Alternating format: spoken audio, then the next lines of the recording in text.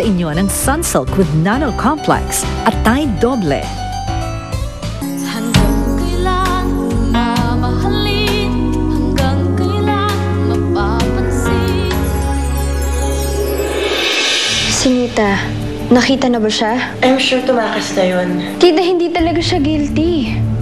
Kung tutuusin, wala siyang kasalanan.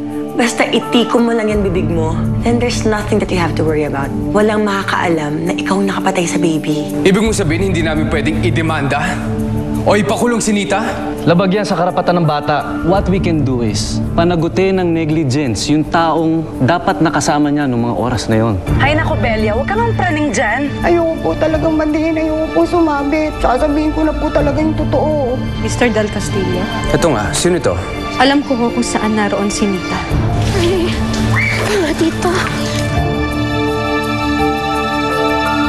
Arturo, wag! Nanay!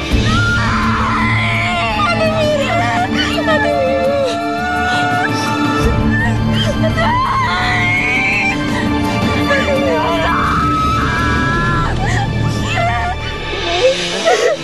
Mira!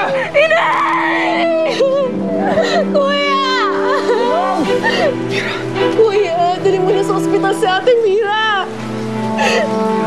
Kuya, ano ba? Mira! Mira! Ano nangyari? Ano nangyari? Mira! Parang Dali na natin sa ospital! Lumayo ka sa kanya! Lumayo kayo! Mira! Mira!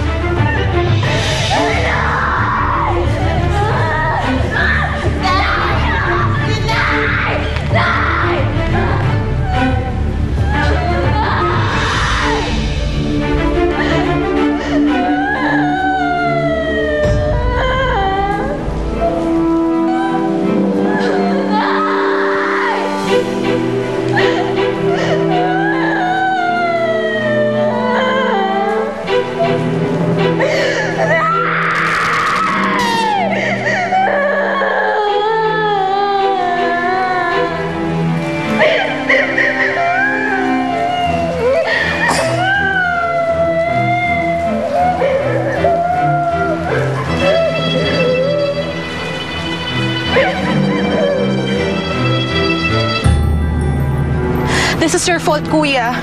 Kung hindi mo hinayaang kainin ng galit yung puso mo, hindi mangyayari to. Mira! Mira! Kawawa naman si Mira. Ano na kaya nangyari sa kanya? Nana Ima, paano po nalaman ni Arturo na nandito na si Nita? Tumawag ako kay Arturo. Pero hindi naman ako nakapagpakilala eh.